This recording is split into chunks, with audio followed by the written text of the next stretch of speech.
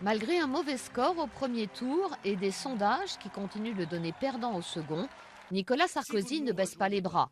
Sur tous les fronts, le terrain comme les médias, il est à la pêche aux électeurs, notamment aux voix du Front National. Je veux convaincre ces femmes et ces hommes. Je veux leur dire qu'on en a besoin et que s'ils ne nous rejoignent pas, ils auront la politique exactement contraire à l'avertissement qu'ils ont voulu donner. Cet avocat de formation, âgé de 57 ans, est tombé dans le chaudron de la politique très jeune. Élu en 2007, à sa première tentative, alors qu'il jouit d'une popularité exceptionnelle, il fête sa victoire au Phuket, puis part en vacances sur le yacht d'un riche homme d'affaires. L'opinion est choquée, le surnom de président bling bling lui collera à la peau.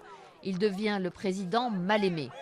Le maire de Levallois, Patrick Balkany, est un de ses amis les plus proches. Évidemment qu'après 5 ans, on ne se fait pas que des amis quand on est président de la République.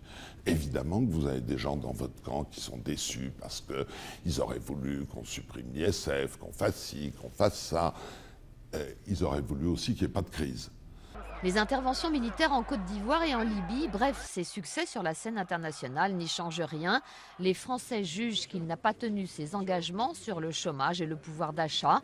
Son autre chantier de prédilection, la sécurité, n'enregistre pas de meilleurs résultats. Arrivé à l'Élysée avec une famille recomposée, une première en France, le début de son mandat est assombri par son divorce avec Cécilia Sarkozy. Mais il se termine sur une note heureuse, la naissance de sa fille Giulia, née de son remariage avec Carla Bruni.